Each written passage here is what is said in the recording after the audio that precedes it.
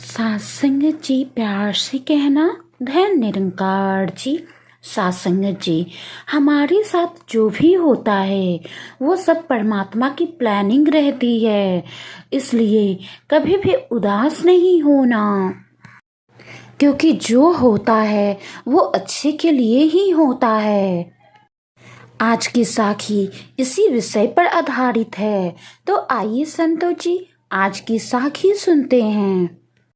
सासंग जी, एक बार भगवान से उनका सेवक कहता है, भगवान आप एक जगह खड़े खड़े थक गए होगे, एक दिन के लिए मैं आपकी जगह मूर्ति बनकर खड़ा हो जाता हूँ, आप मेरा रूप धारण करके घूम आओ कहीं।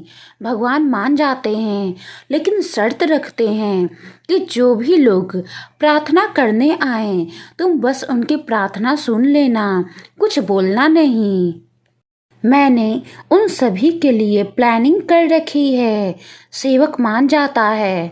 सबसे पहले मंदिर में बिजनेसमैन आता है और कहता है, भगवान मैंने एक नई फैक्ट्री डाली है, उसे खूब सफल करना। वो माथा टेकता है तो उसका पर्स नीचे गिर जाता है और वो बिना पर्स लिए ही चला जाता है। सेवक बेचैन हो जाता है। वो सोचता है कि रोक कर उसे बता दूं कि आपका पर्स गिर गया है, लेकिन शर्त की वजह से वो कुछ नहीं कह पाता।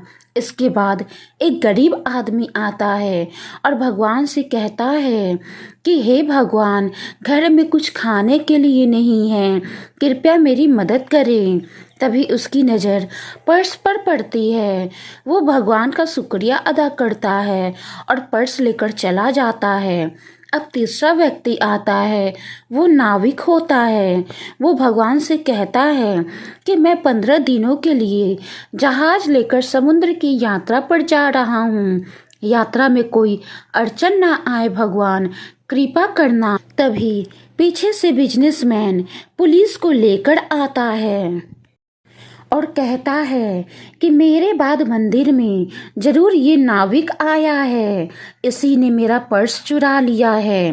पुलिस नाविक को ले जा रही होती है कि सेवक बोल पड़ता है। अब पुलिस सेवक के कहने पर उस गरीब आदमी को पकड़कर जेल में बंद कर देता है और नाविक को छोड़ देता है। रात को भगवान जब आते हैं तो सेवक खुशी खुशी पूरा किस्सा बताता है।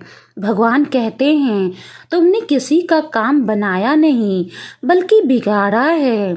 वो व्यापारी, वो बिजनेसमैन गलत धंधा करता है, अगर उसका पर्स गिर भी गया तो उसे फर्क नहीं पड़ता, इससे उसके पाप ही कम होते, क्योंकि वो पर्स गरीब इंसान को मिला था।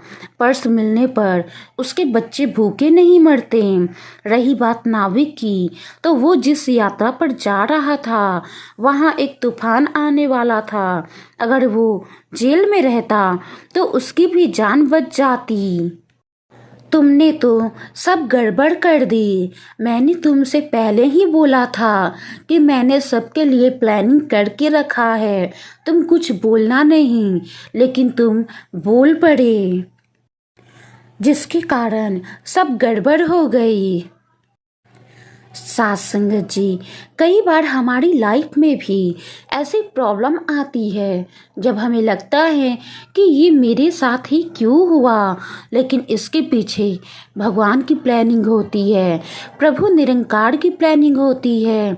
इसीलिए जब भी कोई प्रॉब्लम आए उदास नहीं होना, परमात्मा पर विश्वास रखना और ये सोचना कि जो भी होता है अच्छे के लिए होता है, भले के लिए होता है। इसीलिए परमात्मा के हर फैसले पे खुश रहें, क्योंकि परमात्मा वो नहीं देते जो आपको अच्छा लगता है, बल्कि परमात्मा वो देते हैं जो आपके लिए अच्छा होता है।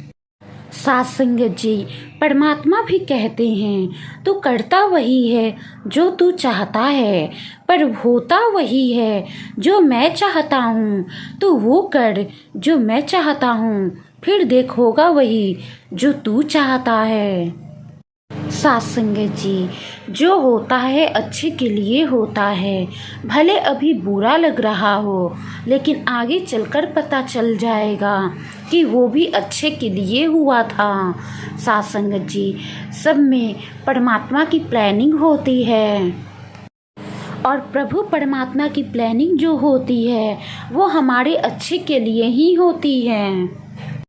बस हम उस प्लानिंग को समझ नहीं पाते हैं और परमात्मा से नाराज हो जाते हैं। इसलिए साथ संगत जी, निराकार प्रभु पर विश्वास रखें, जो होगा अच्छे के लिए होगा। उनकी प्लानिंग से चलेंगे तो हमारा भी अच्छा होगा, हमारा भी भला होगा और औरों का भी भला होगा। साथ संगत जी, आज की साखी के बारे में आपकी क्या राय है, कमेंट बॉक्स में ज़रूर बताएं। अगर कोई गलती हो गई हो तो बख्श लेना जी। साखी को लाइक करें, शेयर करें। गुरु प्यारी साथ संगत जी, प्यार से कहना, धन निरंकार जी।